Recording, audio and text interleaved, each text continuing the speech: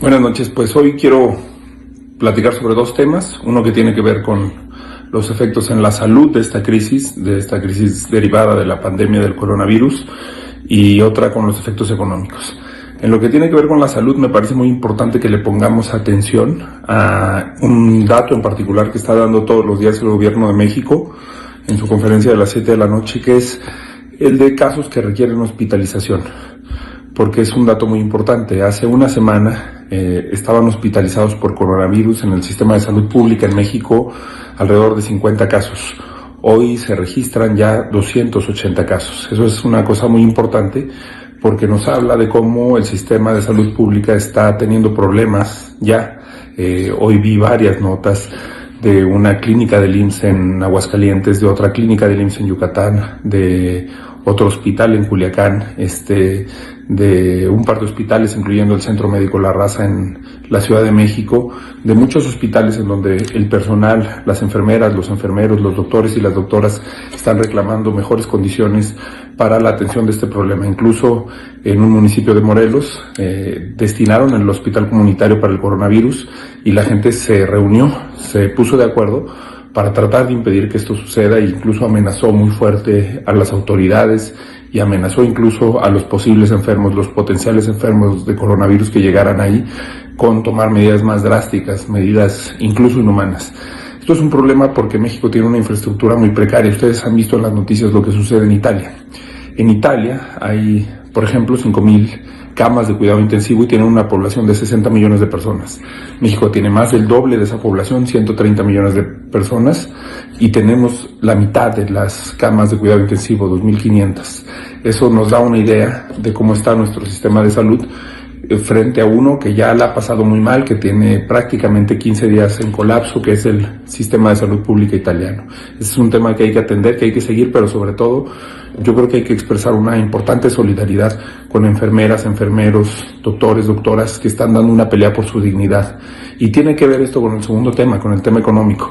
Ayer les explicaba que la Secretaría de Hacienda anunció que para este año se van a aumentar en 300,000 millones de pesos la deuda para llegar a un total de 800,000 millones, y que el próximo año va a pedir 900,000 millones de pesos de deuda.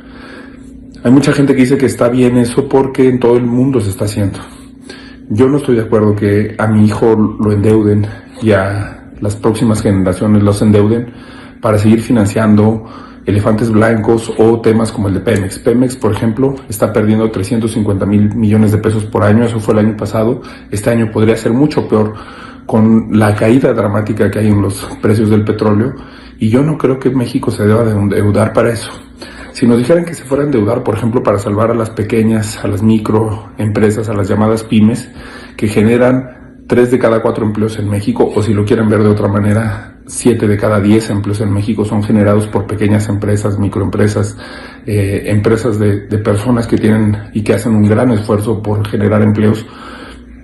Si nos dijeran que es para salvar eso, si nos dijeran que es para darle condiciones de trabajo más dignas a las doctoras, a los doctores, a las enfermeras, a los enfermeros, a los maestros, que también juegan un rol muy importante, a personal esencial para el futuro de México, que van a tener mejores condiciones de trabajo. Recordemos que hay muchos pasantes en México ganando menos de 4,000 pesos al mes, y que muchos de los programas que ha hecho el presidente para sus clientelas políticas tienen más recursos que lo que se le asigna a este tipo de profesiones estratégicas para el país.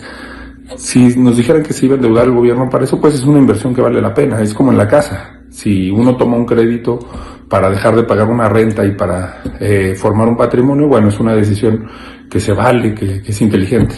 Pero quien se gasta en su tarjeta de crédito para darse una vida a la que no puede tener acceso, o para despilfarrar, o para perder el dinero, para irlo a apostar al casino, pues es una decisión que nadie celebraría en una familia.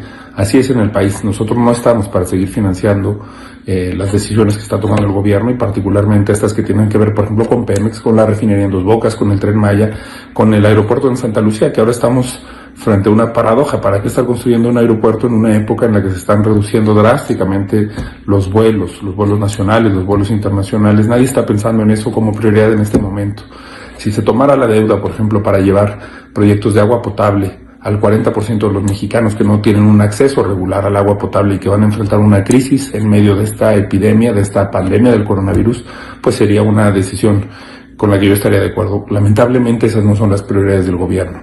Por eso es muy importante evaluar las decisiones con todos los datos, con toda la información y alertarlos, alertar a los ciudadanos que normalmente este tipo de documentos, criterios precriterios de política económica de Hacienda, que es donde se da este tipo de información muy importante, no se divulgan y no se conocen. No quisiera cerrar sin reiterarle mi admiración, mi cariño, mi gratitud de antemano a lo que están haciendo todo el personal de salud en todo el país. Son muy importantes, son verdaderos servidores públicos ejemplares, tienen una vocación de servicio, pararse ahí, ir a arriesgar la vida para proteger a personas. Lo que sucedió en un hospital de Monclova, que 27 personas resultaron infectadas por atender a un paciente de coronavirus, de verdad que esa gente merece todo nuestro respeto y es la gente por la que hay que trabajar y luchar en esta vida y sobre todo cuando uno está en el servicio público. Buenas noches.